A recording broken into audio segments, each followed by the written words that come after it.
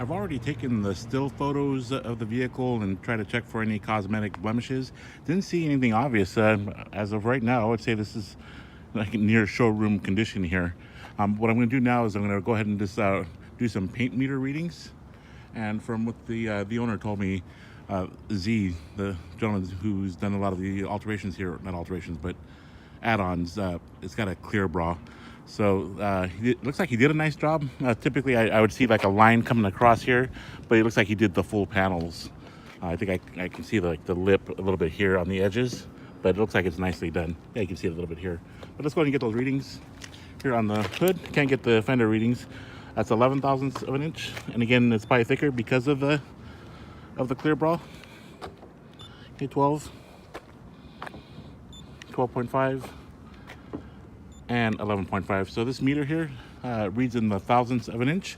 I've already looked at the headlight lens covers, checked for cloudiness, chips, or cracks, and didn't see anything obvious. I've already tapped on the grill a couple of times, make sure nothing is loose. Okay, all right, so it looks pretty good. All right, moving on. Here, the windshield, there's just a little bit of dust here. You can see where I can just wipe that clean. All right. Here is a view of I think the crack you mentioned, but I'll get in there and I'll take a better look. All right, here's the public VIN ID. Now I've got a still photo of that already. I'll be checking the operation of the windshield wipers. Let's get some rooftop readings here. 5, 4.5, 5, and 5. I don't know if this is gonna come out in the camera here, but this is just dust right here. So check the outside mirror. Didn't see any scuff marks here. It's got the clear bra application as well. I've looked at the body lines. They look even. The glass, I don't see any blemishes as far as the lamination, chips, or scratches. And let's get those door readings. 4.5, 4.5, good. 4. This is the left rear door. 4, 5, 4, and 4 thousandths of an inch. Here, looking at the handle area, I don't see any scratches or scuffs that you would typically see from entry. So we've got some dogs there walking about. All right, let's get these quarter panel readings. 6, 5, 4.5, 4. Get that reading again.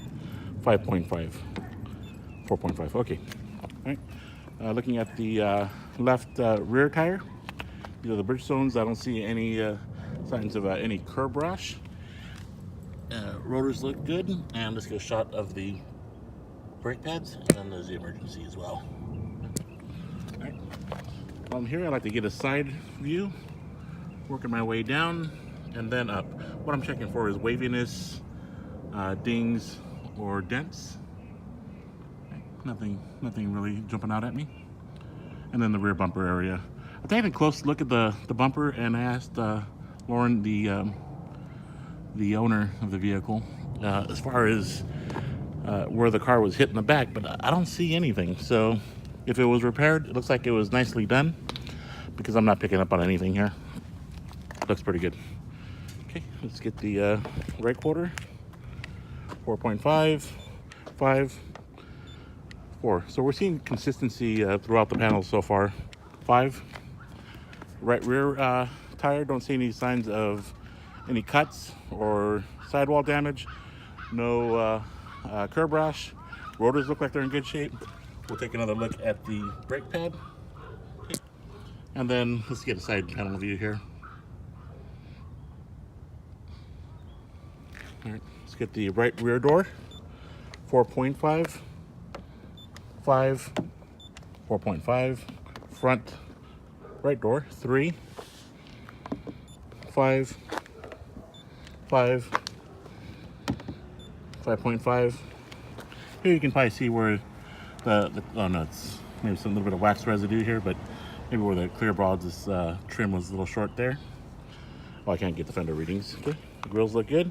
And we're looking at the right front wheel and tire. No curb rash, no sidewall damage, Rotors look good, and let's get a quick shot of those brake pads. Give you one final look before I move on to the rest of the vehicle. I'm gonna do the initial startup here on video so we can see the color of the exhaust.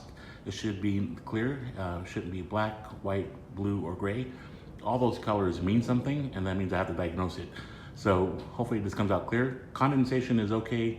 I think this is about the third time that it's been started, but it's only ran for maybe 30 seconds to a minute just in moving the vehicle around. So I'll go ahead and start it up.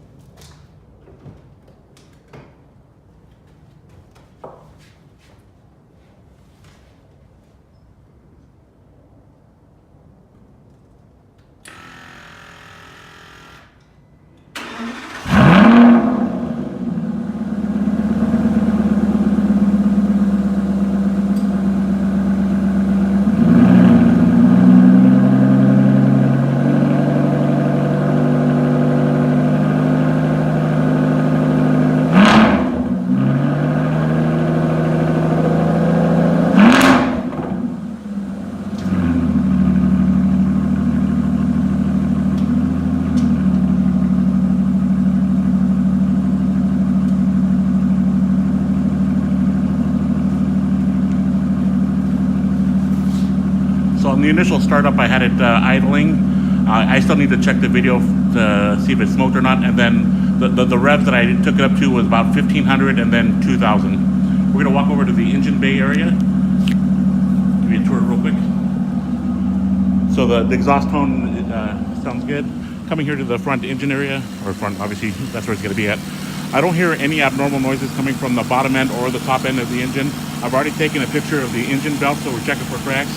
I checked the power steering, the coolant, and the brake fluid. It was a nice tan color. I didn't hear a brake squeak or a belt squeak, so that was good. That's one of the reasons that I do like to rev it, to make sure there's proper tension on the belt. I've already checked alongside the inner fender wells, engine bay area. What I'm checking for is making sure there's like no nesting, like with rodents or chewed up wiring or hoses. Also, I checked the sound insulation on the underneath the hood to make sure that's in good condition. I've already verified that the hood bolts or nuts, those are not chipped. Typically when I see that, that's an indication of a repair or post-factory paint work. Just one final view here.